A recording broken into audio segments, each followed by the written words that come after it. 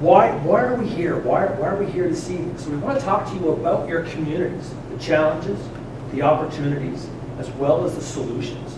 We want to talk about the roles, your role as community members, but more importantly, the SNU alumni roles as a bridge between the institutions and the community, and of course, the institutions themselves and how we can bring the resources into the various communities. We want to talk to you about activities. Some of the things we talked about now, Lunenburg and other organizations that are doing stuff here on the ground right now. We want to talk about suggested types of activities that have come about through the course of our conversations with various groups on the here since the summer, since that fateful morning in July when the question was asked, what can a university actually do for a community? But most importantly, we want to talk to you a little bit about a plan. How do we move forward from tonight? It's always great to get together and have some food and have a chat and discussion, but it always seems that when you walk out the door, nothing happens until the next time you get together. So what we want to really take away from this evening is some semblance of next steps. Where to from here? What do we do together to make this stuff happen?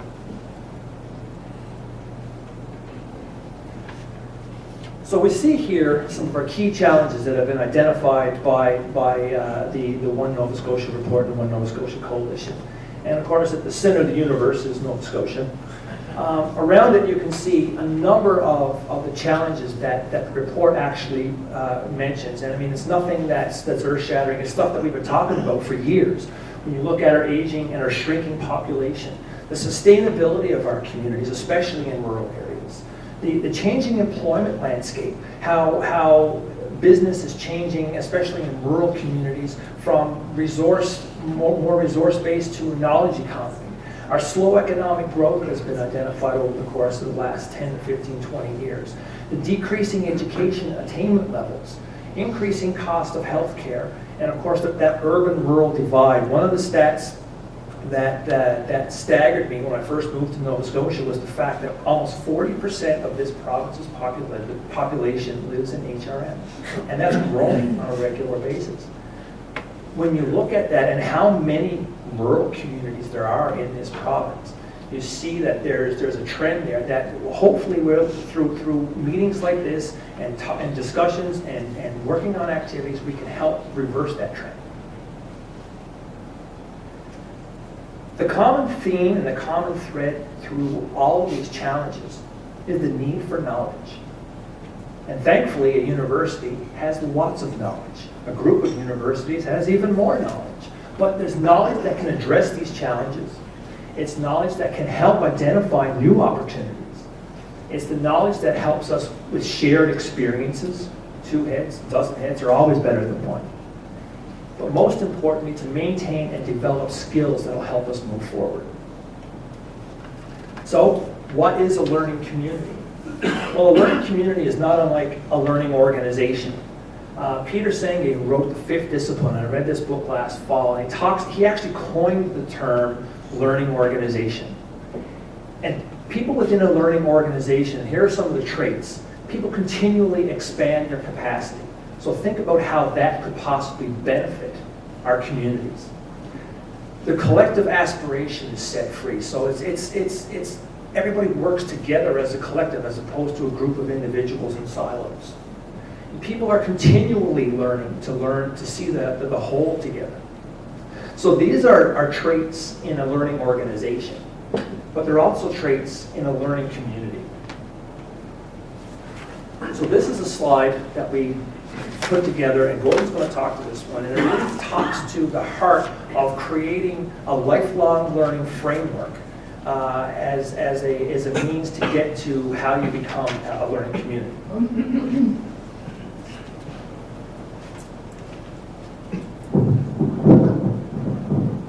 So looking at this slide, what we're basically saying here is that the majority of people, basically everybody who gets born, they go to school.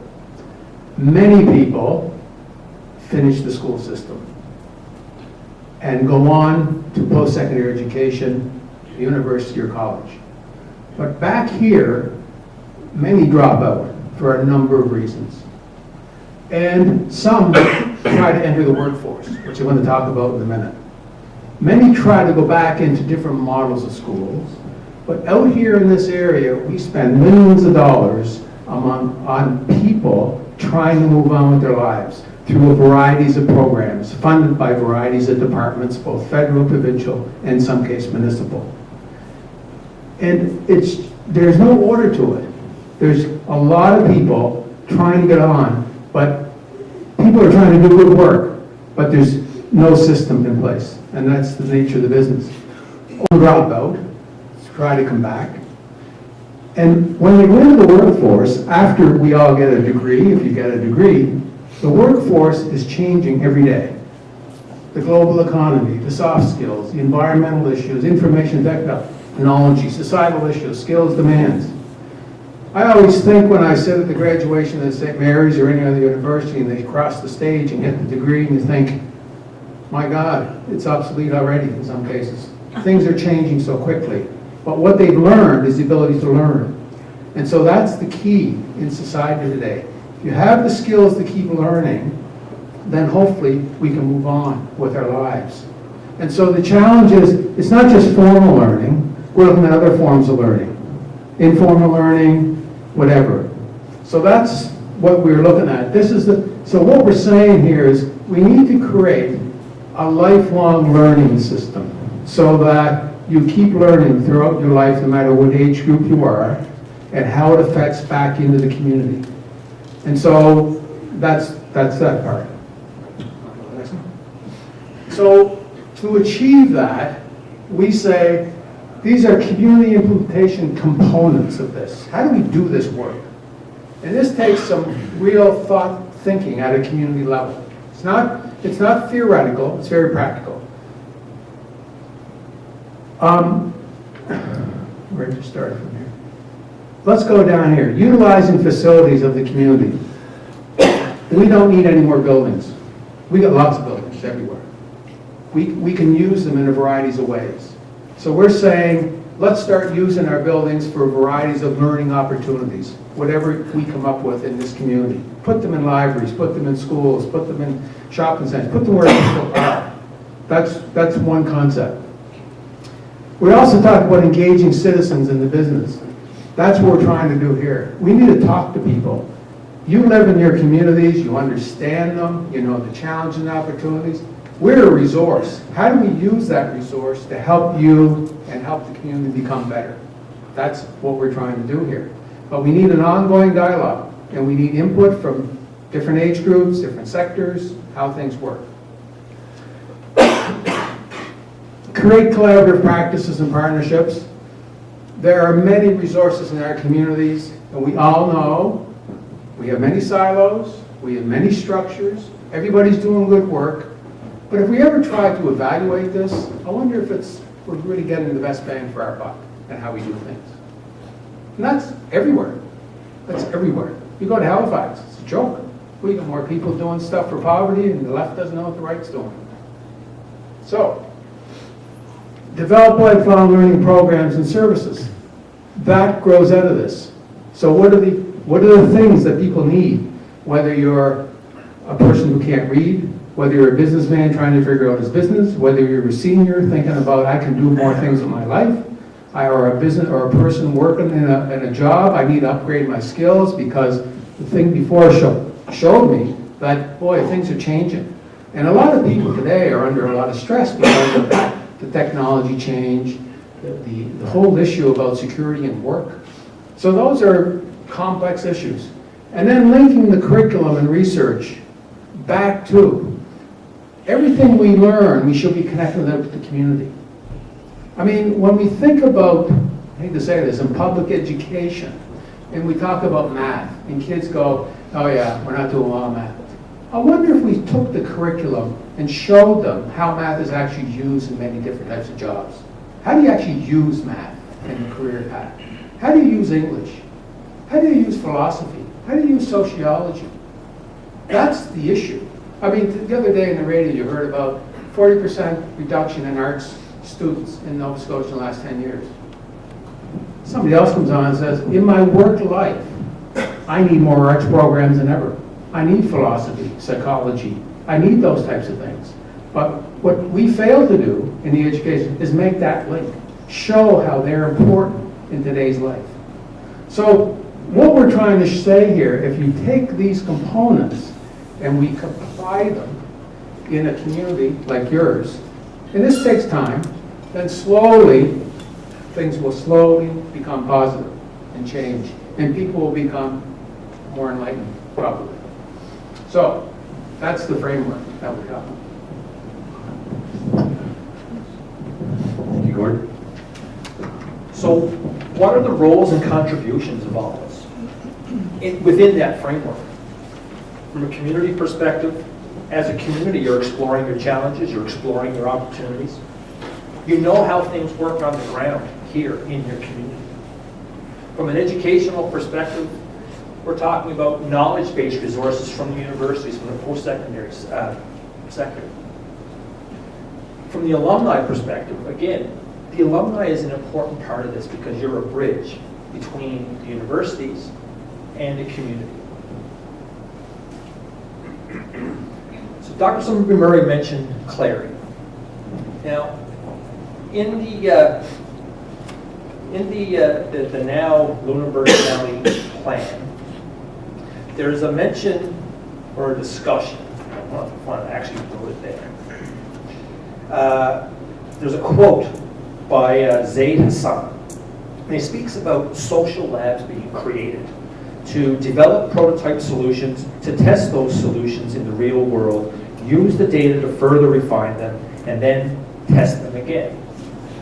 Well, what he's talking about here is to create a social lab, a change lab, that you can identify challenges within the community and identify potential solutions and test those solutions and then refine it so that when you bring it into the community, it works the way you want it to work.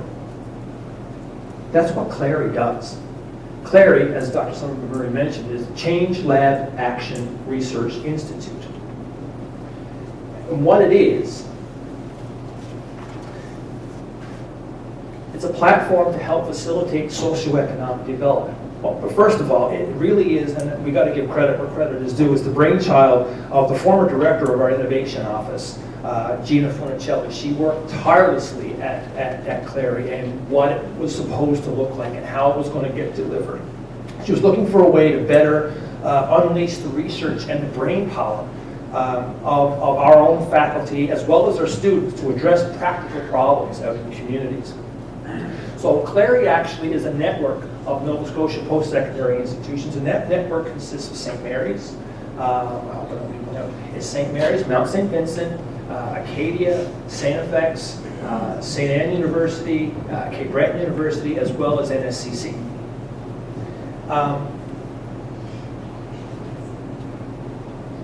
It looks at innovative and collaborative solutions.